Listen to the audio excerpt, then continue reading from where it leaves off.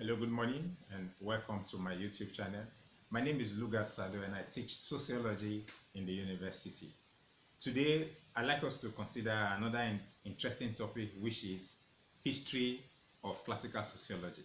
History of classical sociology. We can't tell the exact date as to when sociology began, frankly speaking.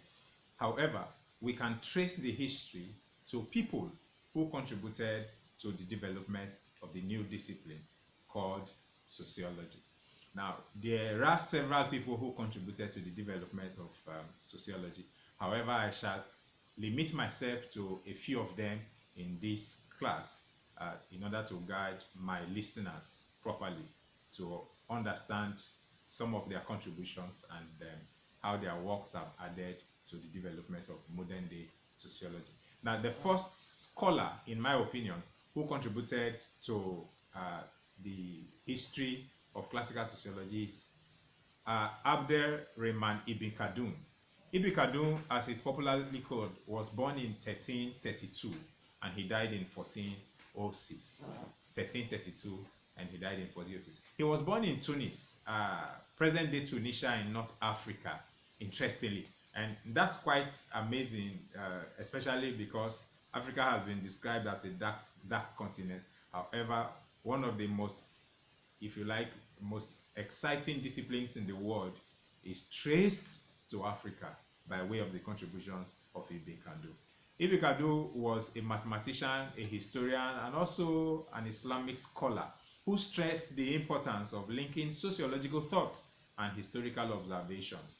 In fact, he was committed to several ideas such as the search for the causes of social phenomena, the causes and the types of social phenomena. He wanted to know what was responsible, for instance, for any given social phenomenon, let's say demonstration or political revolt. What necessitates political revolt? What is responsible for the various things that occur in human society? Now, I'm taking it for granted that you still recall what we defined as social phenomena. It is the plural form of the term social phenomenon, which has to do with social facts sociologically and social realities. Those are evidence that exist in human society that the sociologist is interested in.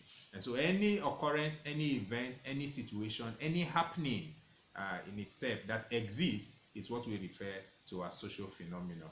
Now, he was interested also in the interrelationships between social institutions. In other words, what was the connection, in his opinion, between economy and education on one hand, or between religion and family. Again, he was interested in the interconnectedness between social institutions across human societies. His works and contributions to sociology took him to several nations of the world where he served as an instructor, as an ambassador, and of course, he was a public teacher. He was assigned to Morocco. He was in the university there teaching. He was in several countries in Europe where he shared his thoughts on sociological development. The second person is a French scholar who by name is Alexis Tocqueville. Alexis Tocqueville, I hope I pronounced it well. Tocqueville was born in 1805 and he was a great scholar, a historian, and a philosopher who was particularly influenced by the development that occurred in the United States of America. So he traveled to the US between 1831 and 1832. Upon his return in 1835, he wrote the first book that had a lot of sociological undertone, which he tagged Democracy in America, Volume 1. The Volume 2 was published in 1840. In the volume 2, it was the comparison between democracy in America and democracy in France. And that in itself brought out a lot of sociological ideas from his work. Because in comparing the the democracy in America and in France, he was carrying out a macro analysis, of a particular social institution in human society, in which case the politics. But while discussing the politics, he talked and touched on several areas like the religion, he talked on several areas like the family, education, and several others, and its influence, as it were, on the political structure and naturally on democracy. So that in itself, it's a perfect sociological work. However, none of these persons called their work sociology. None. Now, whether it was Ibn Khaldun, whether it was Alexis Tocqueville or any other, none called their work sociology. Now, the very first man who came up with the term sociology was another French scholar called August Comte. August Comte actually did not begin with the concept of sociology. He first coined the study of human society. In fact, the scientific study or systematic study of human society, he coined it social physics. It was social physics that he later termed sociology, whose definition, the definition never changed. The definition still remained. Whether it was social physics or sociology, it was still the same. According to him, sociology can be seen from two parts. In other words, the studying of society actually can be seen from two parts, in which case he talked about social statics, which has to do with the existing social structures that exist in human society, and social dynamics, which has to do with social change. Social statics and social what? Dynamics. The existing social structure that are present in human society are those elements in human society that defines statuses. And a status can neither be ascribed or achieved. However, there are other contemplations under which a status can be defined. However, within the umbrella of either achieved or ascribed, statuses are defined. Now, it is your status that determines your roles that you play in human society. So whether it's from a political perspective or not, if you were not the president of the United States of America, you cannot be the commander-in-chief of the armed forces of the United States of America. So that status of being Mr. President is what gives him the ability, the right to function as the president. So in the absence of the status, there will be crisis in terms of roles. And that's what happens in a disordered society during a revolution or riot or, if you like, rebellion.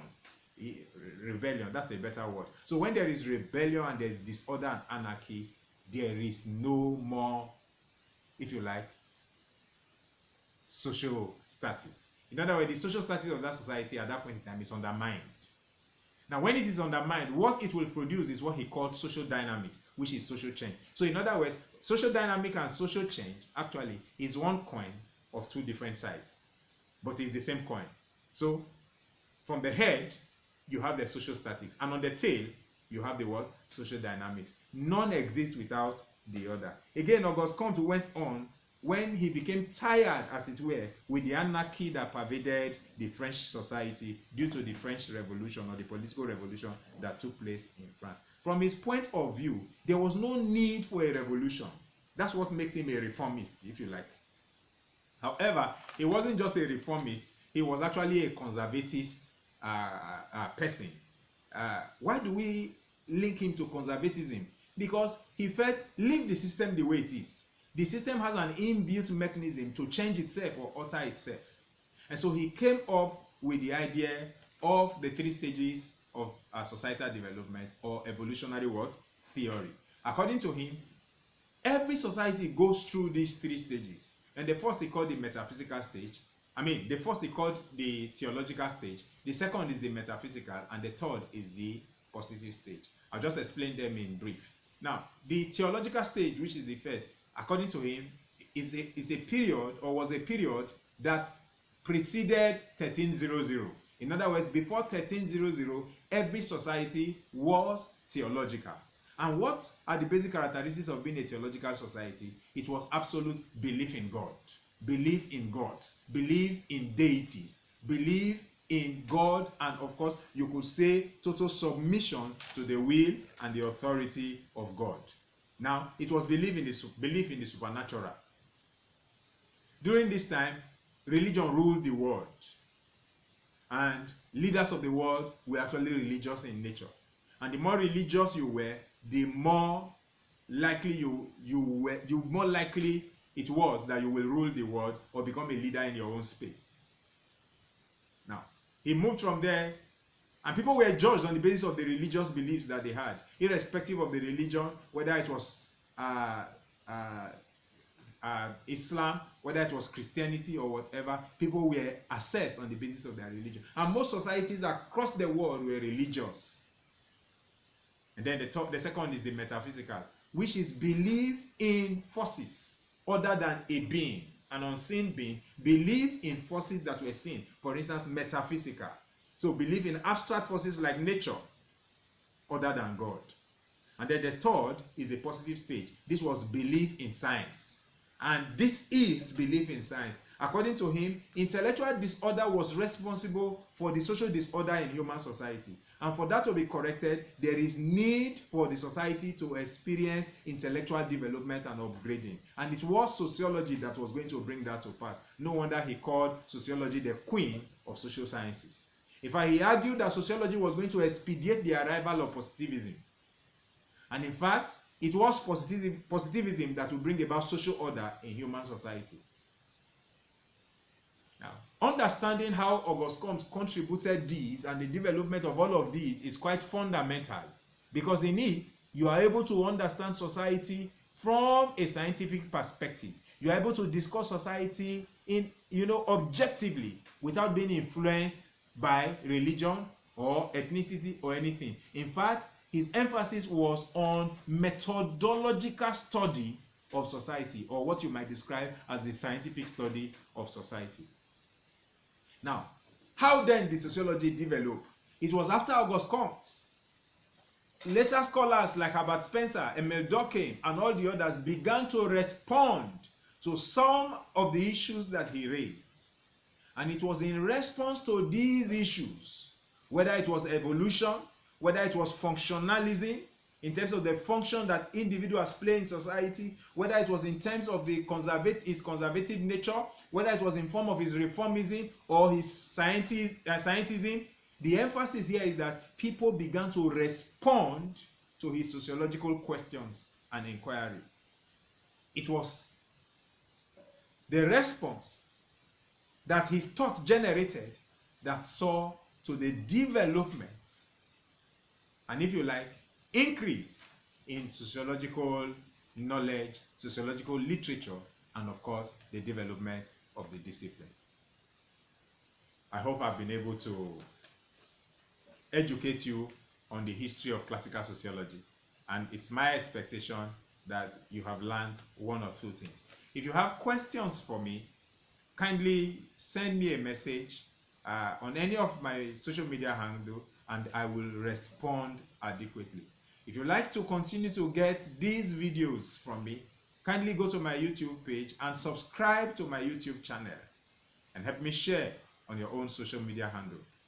Thank you once again for being part of this class. Until I come your way again, stay safe and have a beautiful day. Thank you.